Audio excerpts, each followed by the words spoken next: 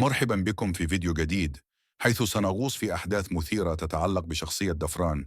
ولكن قبل أن يبدأ، لا تنسوا الصلاة على النبي محمد صلى الله عليه وسلم ودعم الفيديو بلايك ليصل إلى أكبر عدد ممكن. ولا تنسوا إخواننا في غزة من الدعاء في مدينة غارقة في الأضواء والظلال. كان دفران يتربص بفرصة الانتقام.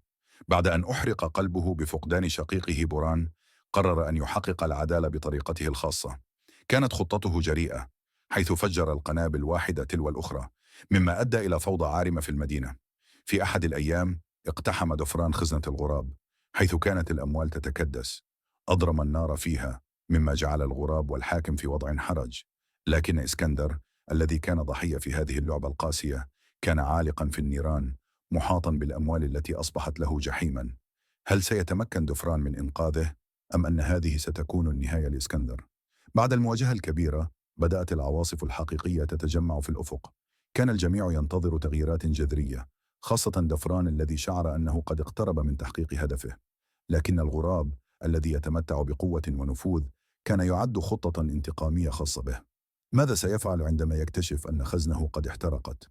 بينما كان الغراب يخطط، كان جسور يتلاعب بالأحداث.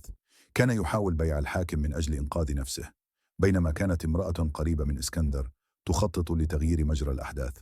كانت تشعر بأن هناك شيئا غير طبيعي، وأن عواصف الانتقام تقترب. انفجر الصراع في مواجهة ملحمية. دفران الذي كان محتجزا الحاكم واجه الغراب، بينما كان إسكندر يحاول الهرب. كان هناك لغز يتعلق بكلمة المرور للخزنة. إذا تمكن إسكندر من حله، فقد ينجو ويكتشف الطريق للخروج. ولكن هل سيستطيع دفران إيقاف الغراب قبل أن ينجح؟ في خضم الفوضى، واجه دفران الغراب في معركة حامية. كان كل منهما يسعى لإثبات قوته، ولكن في ختام المعركة كان هناك مفاجأة غير متوقعة. هل سيتمكن إسكندر من النجاة، أم أن مصيره سيكون في يد الغراب؟ مع انتهاء المعركة تغيرت حياة الجميع. دفران، الذي رأى التحولات التي حدثت، أدرك أن العدالة ليست دائما ما يبدو عليها. بينما كان إسكندر يبحث عن طريق للعودة، كانت المرأة تخطط لانتقامها الخاص.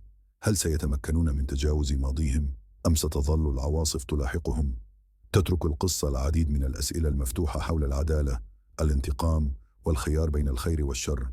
لقد كانت رحلة معقدة مليئة بالتوتر والإثارة، ولكنها أيضا كانت قصة عن الأمل والتغيير في عالم مظلم.